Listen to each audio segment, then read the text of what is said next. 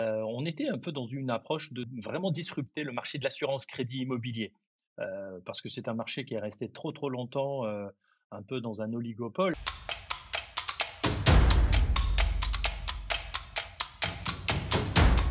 Bonjour et bienvenue dans ce nouveau podcast vidéocast proposé par Into the Minds. Mon invité d'aujourd'hui, c'est quelqu'un qui nous parle de Paris, quelqu'un qui a refusé 3 offres d'achat avant même d'avoir lancé sa société, quelqu'un qui a refusé d'être millionnaire, peut-être milliardaire avant même de commencer sa boîte. C'est le patron d'Assurly. Bonjour Toufik. Bonjour Pierre-Nicolas. Merci d'être avec nous. Et donc effectivement, comme je le disais, tu as refusé 3 offres avant même de commencer, de lancer avec ton associé Assurly. Mais avant de rentrer dans le vif du sujet et de raconter cette anecdote et bien d'autres, est-ce que tu peux nous expliquer quel est le chiffre, ou en tout cas nous dire le chiffre que tu as retenu, le chiffre emblématique d'Assurly en 2021? Bah, le chiffre que j'ai retenu, c'est le chiffre 1000. Pourquoi 1000? Parce que, lorsqu'on avait lancé un peu ce projet avec mon associé Michael, on était un peu dans une approche de vraiment disrupter le marché de l'assurance crédit immobilier. Parce que c'est un marché qui est resté trop, trop longtemps, un peu dans un oligopole, hein. C'est un marché qui est réservé aux banques assureurs et on lancé une landing page, auprès comme ça sur le marché en disant: «Voilà, on lance un produit simple, transparent avec, un juste prix» et on demandait aux gens de s'inscrire s'ils étaient intéressés en tant que early adopter. Et puis en même temps, on avait fait un accord avec une association, Petit Cœur de Beurre, qui est une association qui aide les enfants, atteints de maladies, cardiaques, et on avait décidé de reverser 1 € pour chaque, inscription.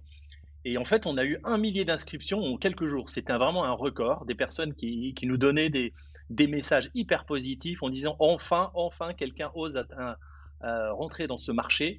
Et j'avoue que ça fait aussi partie de ce qui nous a motivés, comme tout à l'heure tu l'as fait en introduction, de refuser certaines offres de rachat parce que, c'est un peu notre signature à Surly, c'est reprenez le pouvoir.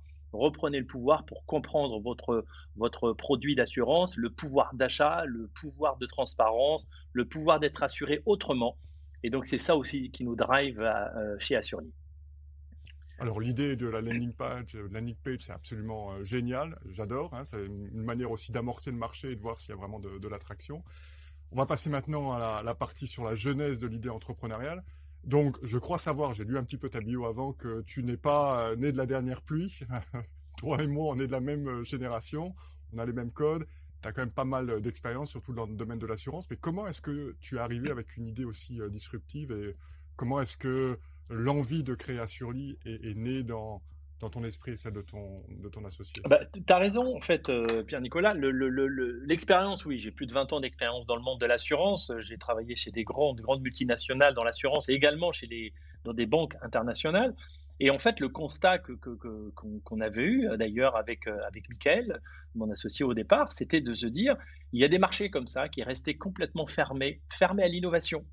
Parce que, encore une fois, des marchés réservés. Le crédit reste quelque chose, l'assurance crédit est quelque chose quand même assez particulier, hein. Lorsque le banquier vous donne un crédit, il vous propose une assurance et puis vous négociez le taux du crédit, mais vous regardez jamais l'assurance. Ce qui fait que c'est rentré un peu dans les mœurs que l'assurance ne se négocie pas et que, on a essayé de faire beaucoup de choses, à changer ça dans des grands groupes avec de l'innovation technologique, et qu'au final, bah, au bout du compte, on a décidé de sortir. Moi, j'ai avec Michael de monter Assurly et de faire ce qu'on appelle un produit from scratch, partir de zéro et de se dire, en interrogeant des socionautes, en les interrogeant et de savoir qu'est-ce qu'ils attendent de leur modèle d'assurance emprunteur. On a travaillé avec des cabinets d'audit, des cabinets d'actuariat pour vraiment identifier le nécessaire et l'utile pour pouvoir lancer ce produit. Et alors pour la petite histoire, parce que je parlais de Michael, on s'est rencontrés, alors c'est du ludique, hein. C'était justement, c'était en 2011, dans les machines à café, dans les grands groupes, dans les centres d'affaires à Paris, dans un grand groupe bancaire. Et en costume, cravate, machine à café, et on s'est rendu compte que lui, il était professeur de danse, de salsa, et moi je prenais des cours de salsa à l'époque. Et on se retrouvait à mettre de la musique dans la machine à café et à faire des passes de salsa et on a hyper fité ensemble. Alors ça faisait rire tout le monde, certains et pas d'autres, hein, parce que il y a quand même des rigueurs à tenir. Et en fait, on a vraiment lié amitié et lui, il était responsable de l'innovation dans ce grand groupe et moi, j'étais directeur de programme justement de produits réglementaires. Et là, on s'est retrouvés, on a hyper fité et on est sorti. Et puis, depuis, on est un peu la main dans la main, essayer d'avancer sur ce produit-là et hyper innovant et qui est aujourd'hui sur le marché.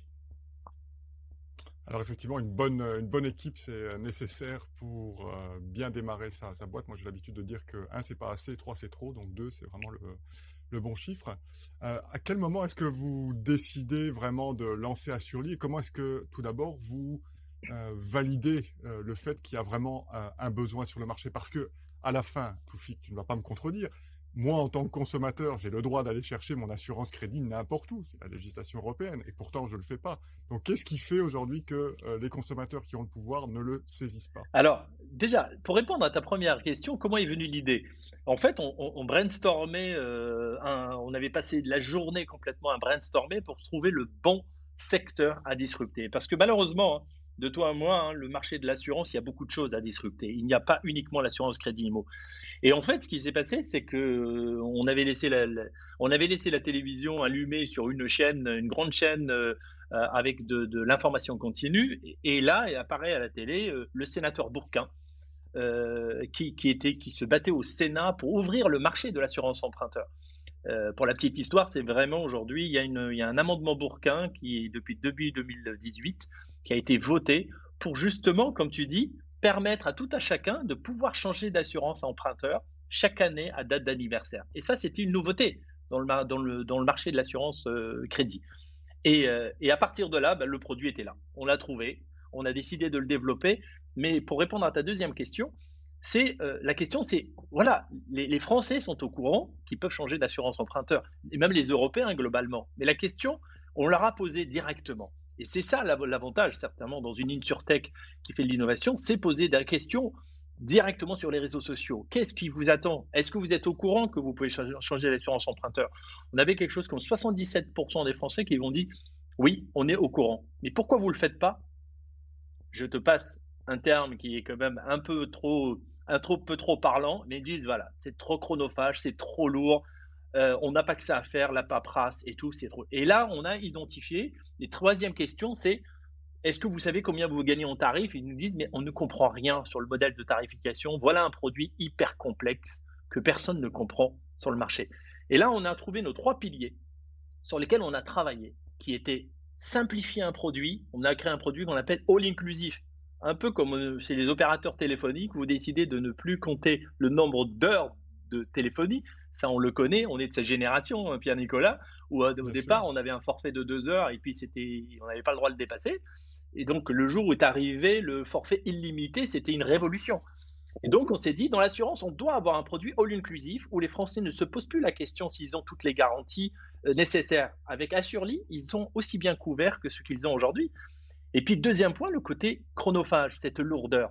Nous, on aime bien dire que notre produit, il est full canap. Samedi soir, 23 heures, le temps d'une page de publicité, vous pouvez faire un devis sur votre mobile et en 3 minutes, vous avez un tarif. Et au moins de 10 minutes, en prenant en photo vos documents, vous avez fini votre souscription. Et c'est ça la magie de l'innovation technologique au service du produit. Et troisième pilier, c'était la réponse du tarif. C'est simple, on est quasiment 2 fois moins cher que le marché. Beaucoup nous disent, mais comment vous faites? Bien sûr, il y a le côté innovation technologique où les coûts sont automatisés, mais également le fait d'arriver first mover sur ce marché, un marché dominé par des acteurs historiques assis sur des marges qui sont souvent un peu faramineuses. Et là où nous, on arrive avec des coûts, des prix justes qu'on appelle. Et l'objectif, c'est vraiment d'apporter du pouvoir d'achat. Et pour la petite histoire, on a aujourd'hui, en moyenne, tous nos clients qui ont souscrit chez nous, ils font des économies entre 10 et 20 000 euros sur la durée totale du crédit. Et là, c'est notre satisfaction personnelle, clairement, de se dire, on apporte du plaisir aux gens, on leur apporte du pouvoir d'achat et avec la période qu'on a connue ces derniers mois, je pense que ça fait du bien à beaucoup de gens de pouvoir à la fois avoir un produit qui les accompagne, qui est vraiment très, très ludique et en même temps très complet, mais en même temps qui fait gagner du pouvoir d'achat. Qui aurait cru que l'assurance pouvait apporter du plaisir? Tu es vraiment un disrupteur, incroyable. Alors, ces 3 piliers sont mis en place. En tout cas, l'idée, elle est vraiment, vraiment claire. Même si, encore une fois, alors, elle est disruptive dans la manière dont tu l'as mise en œuvre, mais cette frustration, tout le monde la ressent depuis des années. Comment se passe le démarrage, Toufik? Quand bon, il y a cette landing page avec les 1000 personnes qui se sont préinscrites, il y a cette étude de marché ou cette confirmation que les gens, ben, voilà, sont frustrés, comprennent rien et ont envie de changer. Comment est-ce que vous vous lancez? D'où viennent les premiers clients? Alors le démarrage, c'est d'abord nos landing pages, hein. C'est nos early adopters qu'on a avec qui nous ont fait quand même l'honneur, en tout cas, de souscrire pour être on appelle ça des bêta-testeurs au départ, pour voir un peu tout ce que ça donne avec eux. On a fait des tests avec eux, on a eu des retours de leur part. Mais la remarque, et c'est vrai, elle est intéressante. On ne lance pas un produit d'assurance crédit immobilier comme on lance la commercialisation de clés USB, hein. Clairement, les gens, je pense, l'investissement le plus important de leur vie, ça reste quand même leur logement. Lorsque vous avez Bien investi sûr. sur 15-20 ans pour votre logement, vous aimeriez vraiment connaître la société dans laquelle vous allez souscrire. Et nous, c'était ça aussi au départ. On pensait clairement au départ qu'avec un produit simple, facile, transparent et moins cher, cela suffirait. Et bien en fait, non. Il fallait de la notoriété. Il faut que les gens, clairement, arrivent à comprendre que Assurly est un modèle sûr, qu'il est solide, parce qu'il s'agit de s'engager quand même sur plusieurs années. Et c'est là où on a lancé des campagnes marketing assez intenses, hein, des affiches dans le métro, des publicités à la télé. On a commencé à vraiment apparaître dans un certain nombre de médias, aussi pour rassurer les clients qu'on n'était pas une InsurTech qui fait juste une apparition, mais on était là assis pour du très très long terme. Et que notre notoriété a aidé justement à rassurer les clients parce qu'un produit d'assurance emprunteur a besoin d'être rassuré. Le client a besoin de rassurer pour pouvoir souscrire chez nous.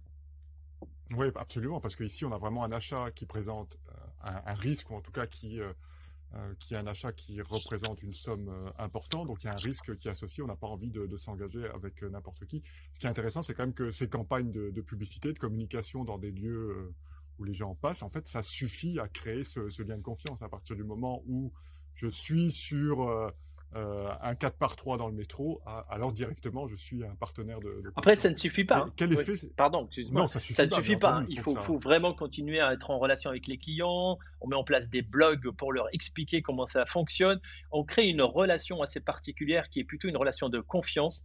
Et c'est ça qu'on a perdu dans le monde de l'assurance, malheureusement, hein. C'est un ancien de l'assurance qui vous en parle. Et c'est cette confiance qu'on peut avoir dans les acteurs de l'assurance parce qu'on est là aussi pour les accompagner dans des périodes qui peuvent être difficiles demain, hein. C'est là le but, c'est qu'ils payent des primes pour qu'on soit présent dans les moments les plus difficiles. Et pour ça, il faut qu'il y ait une confiance réciproque et pas toujours dans le même sens. Alors comment ça s'est matérialisé justement ce démarrage à partir du moment où il y a cette campagne de communication, où il y a cet effort de communication de manière générale qui est déployé? Comment est-ce que les gens affluent? À quel rythme est-ce qu'ils affluent? Et est-ce qu'on est toujours sur la même croissance actuellement? Alors, les gens affluent par deux canaux chez nous, en fait. Il y a le canal, ce qu'on appelle le B2C, c'est vraiment le canal direct client. Et ça, c'est des personnes qui entendent parler de nous, qui voient une campagne de publicité, qui ont des modèles de parrainage aussi, puisqu'on encourage également nos clients à parrainer d'autres clients et avoir un montant de parrainage. Aujourd'hui, on offre 100 € à chaque client qui recommande notre produit. C'est aussi une façon de dire, le pouvoir d'achat, il faudrait qu'il soit distribué à tous.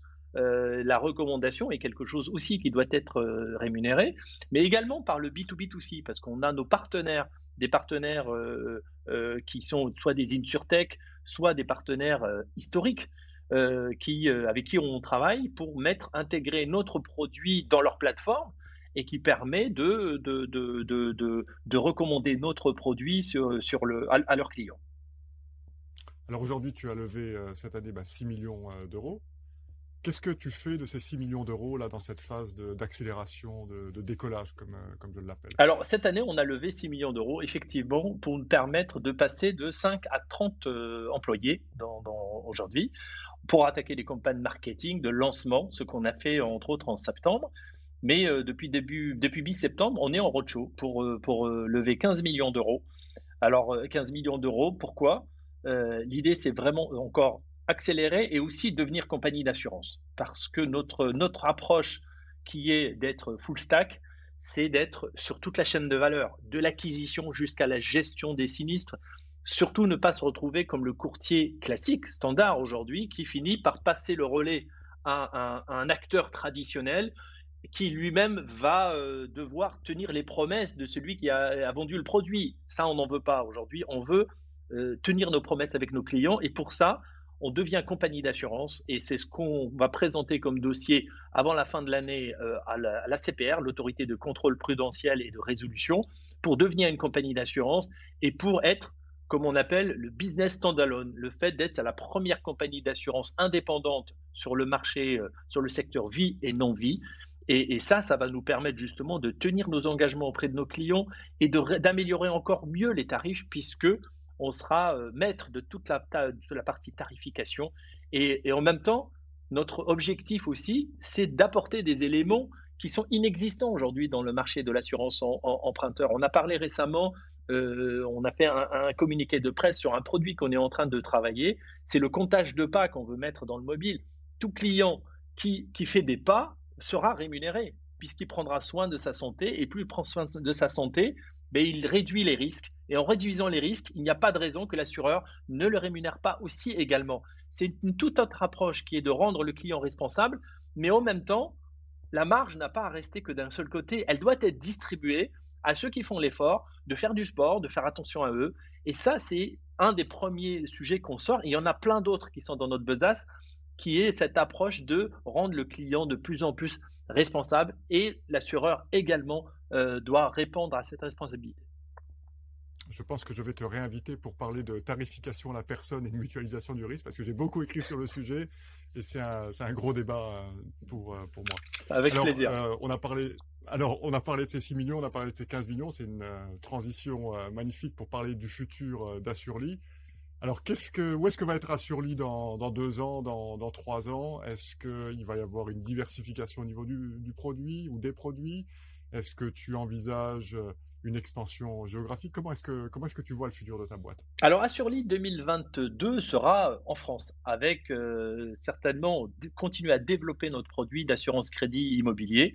On a sorti un deuxième produit qui est celui de l'investissement locatif, qui reste un peu dans le même secteur.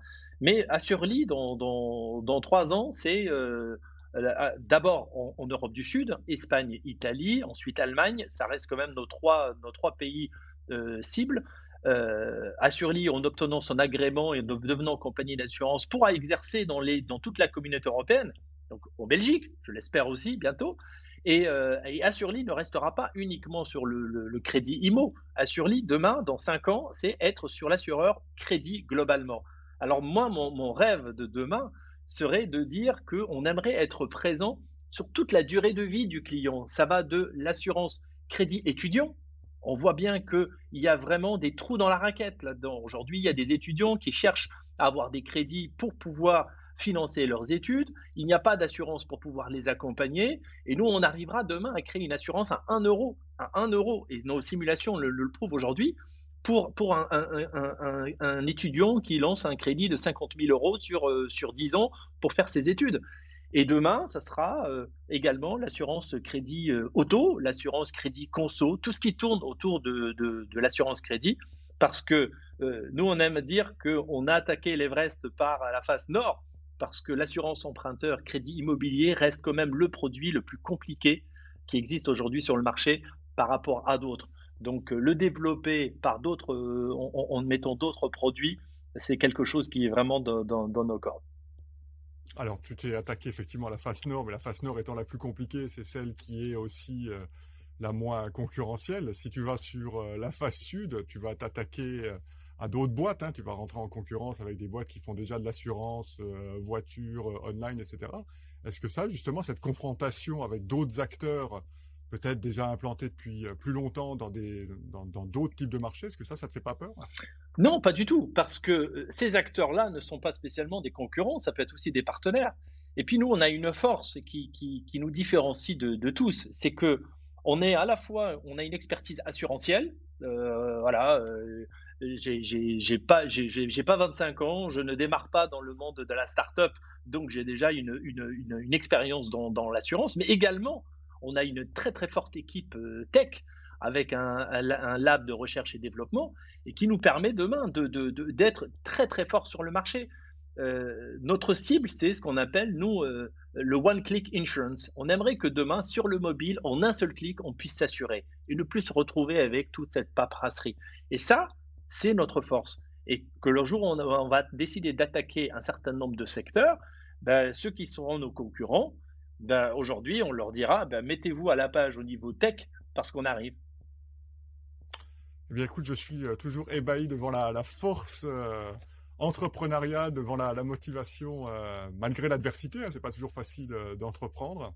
C'est la France qui gagne, hein, pour faire plaisir à notre président. On le salue s'il nous écoute. Toufik Gozim, mesdames et messieurs, qui était aujourd'hui avec nous, le patron d'Assurly, et également le président, j'ai oublié de le dire, d'AssurTech France. InsurTech France, oui. InsurTech France, merci. Et donc, je te réinviterai sans aucun doute pour parler des modèles émergents de l'assurance digitale. Merci beaucoup. Avec grand plaisir. Merci Pierre-Nicolas.